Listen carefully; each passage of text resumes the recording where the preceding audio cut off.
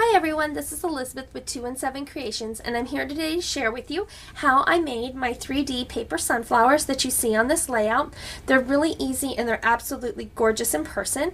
So let's go ahead and get started. Just to give you an idea on these flowers, we're going to cut 3 sizes from Walk in My Garden. And it's an older Cricut cartridge, but it's a good one. So I went ahead and cut these. Now I laid the cuts out on my Gypsy, and on the Cricut Gypsy you have the ability to hide cuts that you don't want to see, and you also have the ability to do kind of like a technique that I call hanging off the mat, and it's where you place the image on the Gypsy screen. So like for instance, this cut has a really long stem.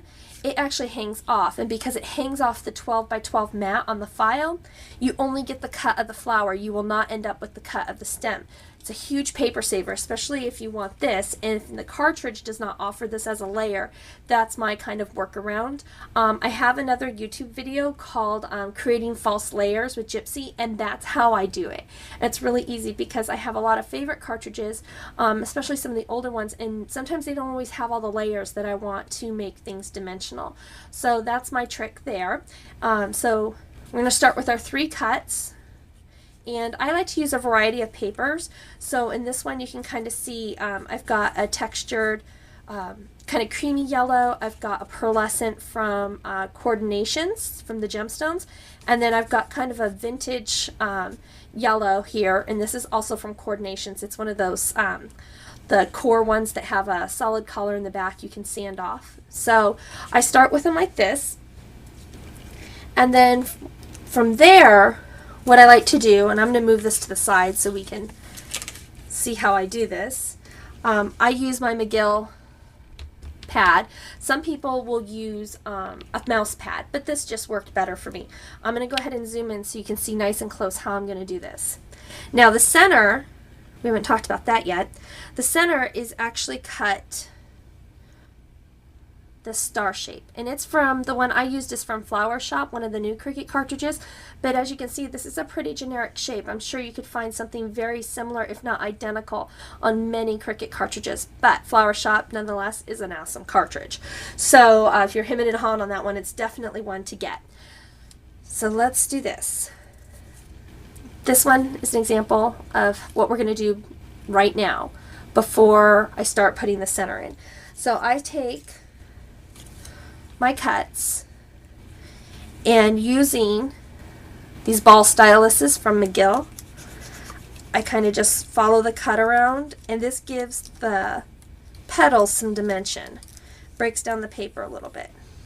And you don't have to do a ton of it. You can see I'm just kind of going across the edges. There's not a perfect way that has to be done. I know some people have used pen caps to do this, but the McGill Punch Art collection for their flowers is a fabulous tool set in order to make 3-dimensional flowers. So I'm going to do that, and now we're going to ink it. So I like Distress inks, they're my favorite, and this one I'm going to use is Vintage Photo, and I'm just going to take a sponge and just brush the petals. I'm going to go fast. I'm not going to make sure this is like absolutely perfect, because I'm sure you don't want to sit here through the whole thing watching me do every little bitty detail. So once you go ahead and have those inked, we're going to stack the flowers. Now I always like to stack my petals offset from each other. It's going to be kind of hard to see, but see how they're kind of staggered? It gives a lot better shape and movement to the flower. So always offset your petals when you're layering. So once you attach those together, you'll get to this stage. And this is the fun part. I basically am going to take all these small pieces and insert them. Now the nice thing about this cut from Walk in the Garden, it has a slice through it, which sometimes you can hide that on the Gypsy or on Cricut Design Studio or Cricut Craft Room. But I left it because to me that was a guide to how far I've got to fill out, and it allowed me to keep a shape as I was building. So it's pretty easy from this point on. I just take my star shape and kind of cup it. These are so tiny, I hope you can see this. And then what I do is I dip it in some adhesive. Now, I let my adhesive sit out for just a few minutes before I start working with it, because it will allow it to start getting tacky, so then you don't have super wet adhesive.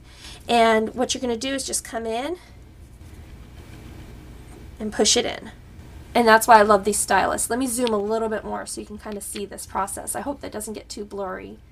Let me zoom out just a little bit. Okay, good. That's nice and focused. I don't want you to be watching the camera trying to focus constantly. So I'm going to dip. And you just need a teeny bit on the back. Because the fact of the matter is that as you stack these flowers, they're going to kind of hold each other in a sort of a strange little way, because these little pieces kind of interlock with each other as you build it. So you don't need a ton of adhesive. And you're just going to sit here and do this. And I know it looks tedious, and it is somewhat, but as you can see from the layout that I did, it has a really neat effect. I think this would be beautiful like on an easel card, a sunflower like this. I made a large one for a pennant that I sent in to Cricut for a contest for the Cricut Circle, and it's, you know, because we had to do our state, and so I'm from Kansas, and we're the sunflower state, so I went ahead and did a giant one of these that was about 10 inches. And just sit here and keep cupping, and then dip, and then press. And basically, you're going to keep doing that. Kind of come down a little bit here. You're going to do that until you fill in all the way around this circle. And your final result, I'm going to zoom back out now, sorry about the bump, is like this. And they're absolutely gorgeous, and they look really, really beautiful in person. So I hope that you like this tutorial. I hope it's a new approach to flower making for you. I would love to see any results that you have from using my video. You can always message me, email me, or stop by my blog at www.217creations.com and just drop me a note, and I would love to see it. I always like to see everybody else's interpretation. So once again, thank you so much as always for comment, subscribing, and following, and I hope you have a great day. Thank you so much. Bye-bye.